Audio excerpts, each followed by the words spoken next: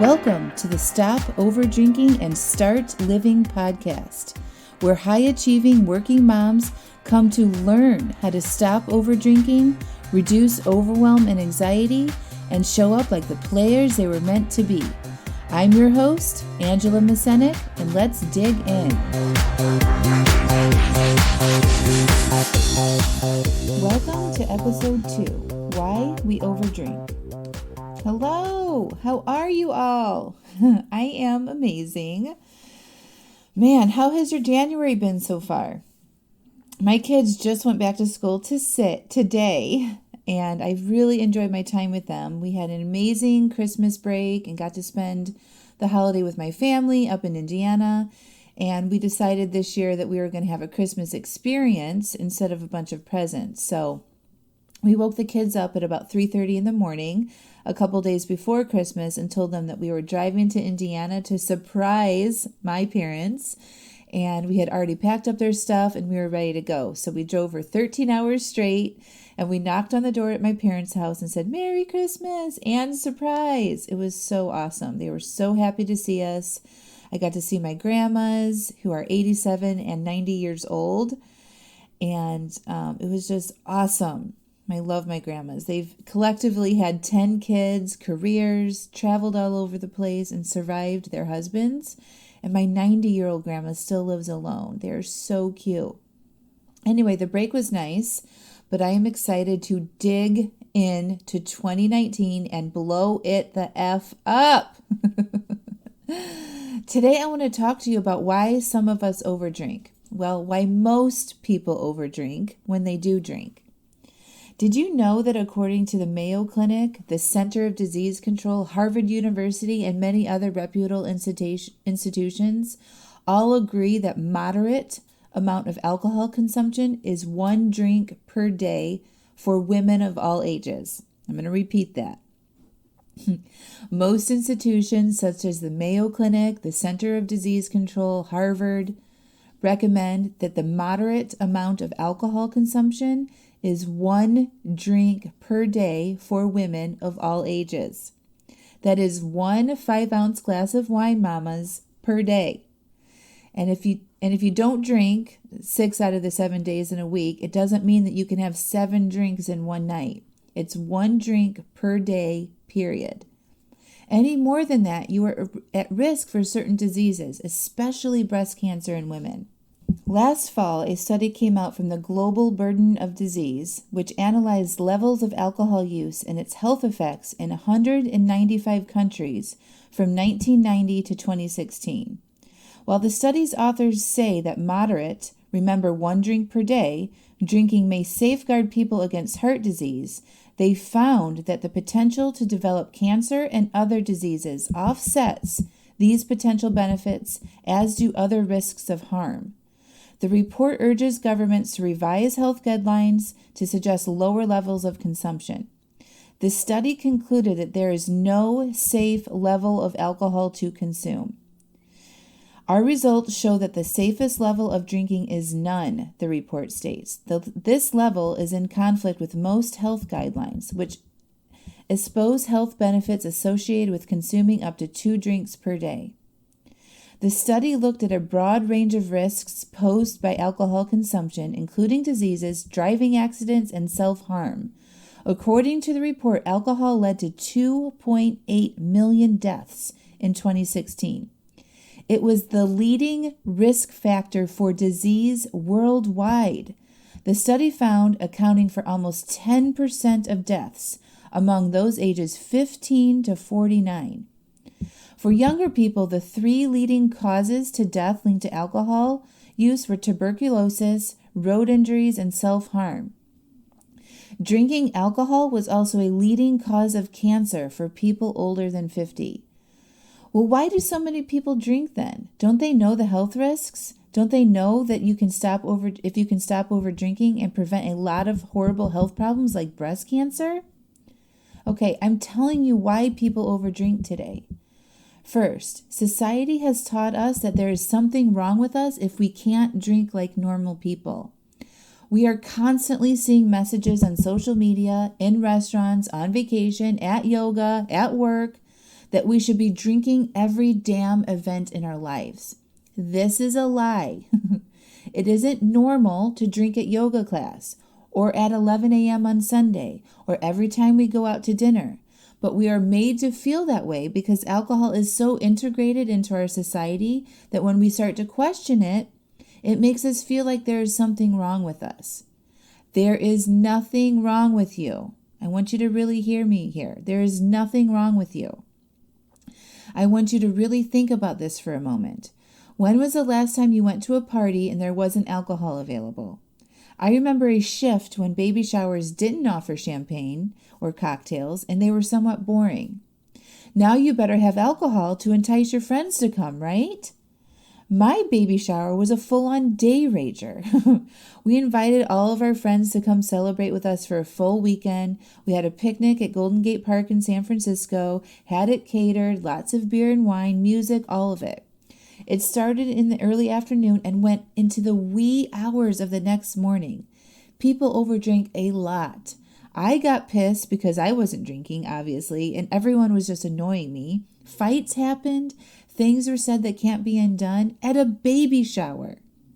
We thought we had to have some big party to get everyone there, entice them with not doing the normal baby shower type event. Anyway, alcohol is available to us everywhere we go. I can't go to the damn grocery store without seeing wine tasting stations set up. The farmer's market has wine tastings. Need to raise money for a non-profit? Why not hold it at a trendy brewery? It's just everywhere.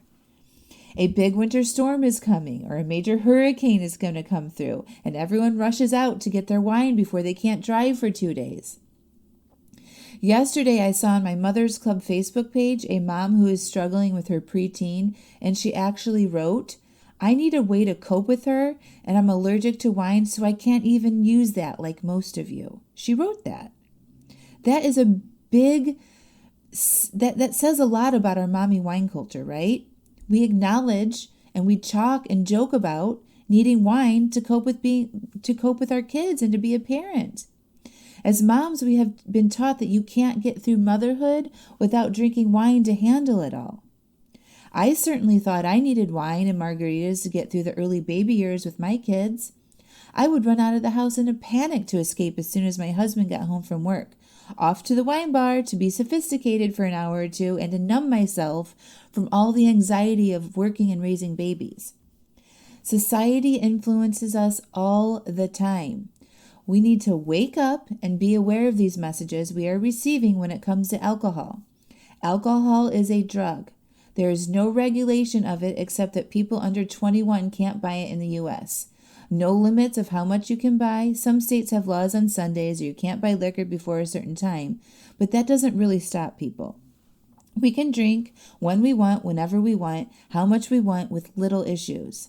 I don't want to be normal. If it's normal to be hungover on the weekends, to have 3 to 4 glasses of wine when I go out and regret it the next day, to overeat when I drink, and to numb myself in every social situation, I certainly don't want to be normal. It's normal in America to overdrink. Who do you know that only has 1 glass of wine in a day? I know maybe 2 people out of everyone that I know, and that is not normal. Okay? The normal is to drink at every occasion, multiple glasses of wine, to drink when school is canceled, to drink when shit hits the fan, to drink to celebrate, drink to distress, drink when we get in a fight with our partner, drink to deal with our parents. That is normal. So challenge what normal is, my friends. I'm choosing not to be normal. I want to be different. I want to lead an interesting and full life. And if I want to do that, it means I don't overdrink. Okay, so society has taught us that we should be drinking 24/7. And there are a few more reasons why we overdrink. Second, we have taught our brain to seek alcohol every time we think about it because we have been rewarding those thoughts by drinking. We overdrink because we have an over-desire. Hang on with me here because this is really important. So think about this. Do you typically have a drink every time one is offered? If you hadn't planned to go out after work on a Thursday and then you are invited, you go and you drink, right? Think about all those times where you really hadn't planned to drink and you ended up drinking. Or you had planned to drink 1 and you ended up drinking 4. So by drinking when we have an urge or a desire to drink causes us to have more desire for it.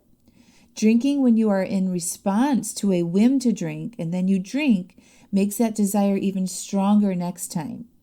So you are rewarding your brain by drinking. So the next time you are in a similar situation, that desire for it seems really strong and like you can't not drink, especially when you are trying to cut back. Our brain starts freaking out, making that desire even stronger because you rewarded it last time it had the desire, remember?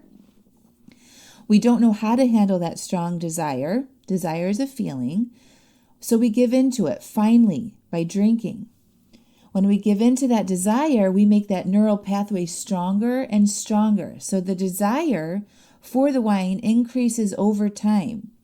That's why now as we reach a certain age, it seems like we may not be able to control how much we drink. This over desire for wine causes us to over drink it, and we are now in the bad cycle of drinking too much, regret, saying we will cut back, only to find ourselves over drinking and regretting again and again. So we overdrink because we have trained our brain to seek alcohol in those everyday situations, such as being stressed out after work, end of the work week, kids making you feel anxious, vacations, and celebratory events. We aren't aware of all the times we are drinking, and most importantly, we aren't allowing our feelings of anxiety and overwhelm and stress and excitement just to be there. Which leads me to the third reason why we overdrink. We don't know how to feel or process our emotions. We aren't even aware that we are having an emotion or feeling when we drink. We are so accustomed to try and fix ourselves if we are feeling a negative emotion. Anxiety, drink. Overwhelmed, drink. We also avoid our emotions by shopping, getting on Facebook, binge watching Netflix. We overeat.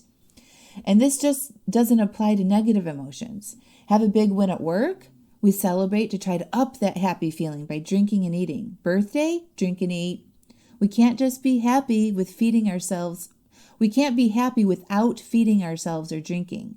It's because we are in response to our emotions instead of just feeling them and processing them. Every action humans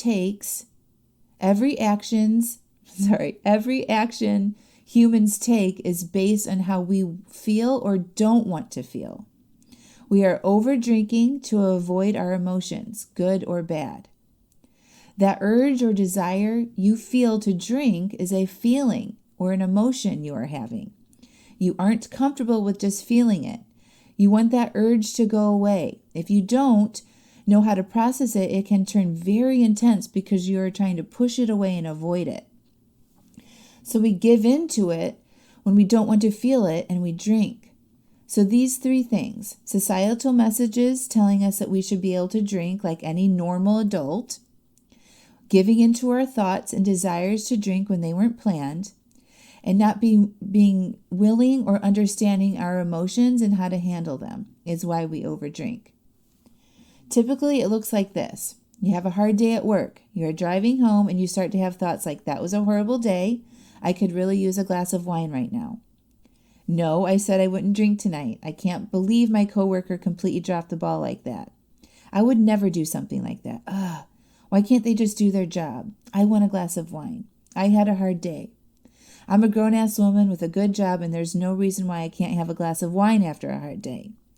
You get home, you're feeling anxious and annoyed. You reach for the bottle of wine, and you pour yourself a glass. Almost instant relief comes with that drink. You start telling yourself you can relax now. You slow down, you drink your wine, and you start to feel less anxious. Society makes you think you should be able to have a glass of wine. You have thoughts that trigger you to want the wine, which is desire. You feel uncomfortable when you say you didn't plan to drink the wine, which is not understanding and processing your emotions. And then you give in to that desire, which makes the desire even stronger next time. And then you drink. Does that make sense? Do you see how it all ties together?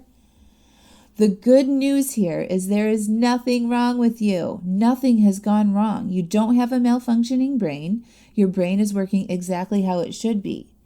Just by understanding why you overdrink will help you become aware of all the times you see alcohol, and the thoughts you have about drinking will come to light.